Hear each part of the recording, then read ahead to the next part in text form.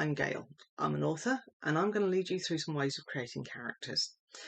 This short course covers as many facets as possible. However, it is a short course and it's going to cover a lot of rudimentary factors, though I'm trying not to make them too rudimentary, as you'll probably figure those out all by yourself.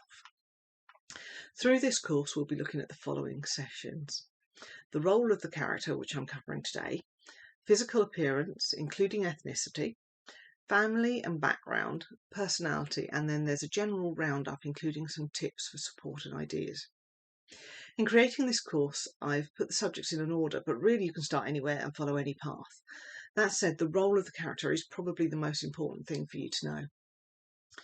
Just for you to understand why I might have something worth listening to, I have 9 books out in 2 genres and short stories in various other anthologies. I even have a short story collection of my own. I write under both my real name, which is G.B. Williams, and pen name Abby Barden.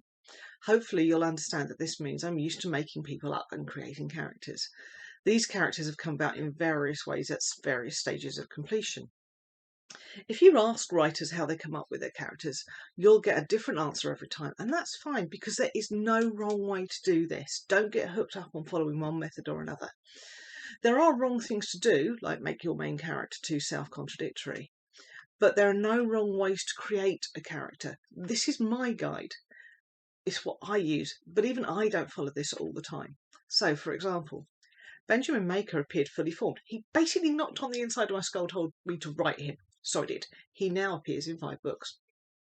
Charlie Bell started out as a 2-word character sketch for a creative writing course. In my mind, that then moved up to a short story, and now he's the star of 3 novels with a 4th in development. Those, by the way, are the Lot trilogy. So, time to get on with it. Let's start with why you actually want a character. Every character must have a purpose in the story. The first question you have to answer is, what is the character supposed to do in my story? There are a lot of potential roles that a character might have. There's even variation on how many roles there are. So there's a 7 and a 12 character version. The 7 character version is the villain, the donor, the helper, the prize or princess, the false hero, the hero, and the dispatcher. You might not instantly recognise those roles. Things like the dispatcher is the guy who sends the hero out on his quest. This doesn't just work for epic fantasy when I talk about quest. Most characters have a quest through the book, you just don't call it that. Now there's also a 12 character version. There's actually a number of versions of this, and so when I say an or, that comes from a different version. So the 12 character version consists of the lover, the hero/warrior, the magician, the outlaw or rebel, the explorer, the sage or the mentor, the innocent or child or orphan, the creator, the ruler, the caregiver, the everyman, the jester or the joker, because apparently we all need some comic relief at times. The fact that there are several lists should tell you that those role names can change. It all depends on the characters you need for your story. What you call a character role is entirely up to you. You may call them the hero, you might call them the businessman, anything you want. The important thing is for the author to understand what that role is and why that character is needed. If the character has no role in a story, then you don't need to write them. Aside from anything else, if you do have to do some major changes in a book, it might become necessary to actually cut a character out. So you need to understand what their role is to see who else can take on what that responsibility was within the book. And that's a point I'm going to bring up again later. It also brings up another reason to know the character's role. It will tell you how necessary they are to the story itself. Part of this is understanding what type of character you have. On top of the 7 roles, are they a major character, are they a minor character, or are they just an extra that walks on, does something and goes away? Obviously, you need to spend a bit more time developing major characters than minor ones, and extras are simply there when needed, and they don't need much development at all. But an extra doesn't actually need to be in a story. You can do stories with just major characters or major and a couple of minor ones.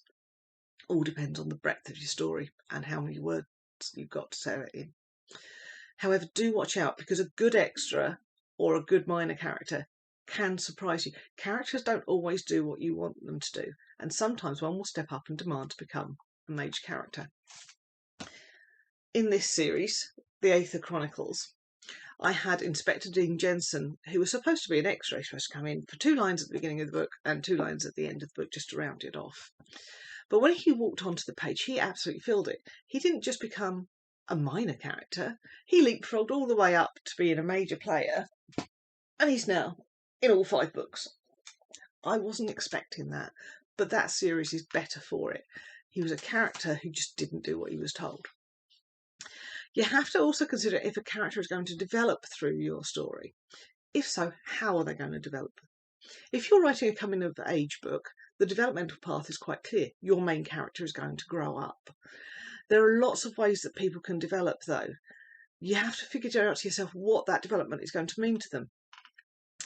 What are they going to learn, and how is it going to change them? How is it going to show in their behaviour that they're different?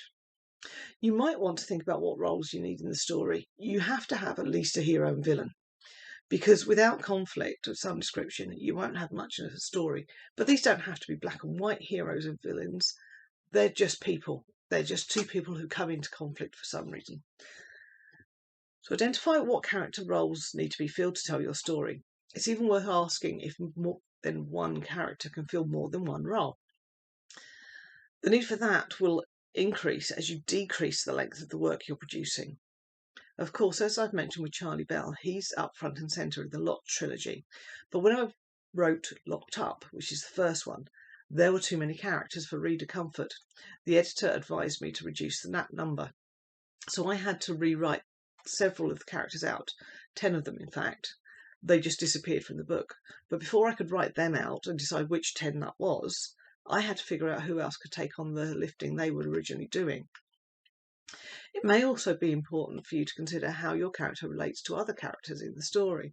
I'll deal with family relationships in part 3, but here you might need to consider the character in relation to another character. For example, you might want to consider how the hero will relate to the villain, or how the innocent they are trying to save relates to them.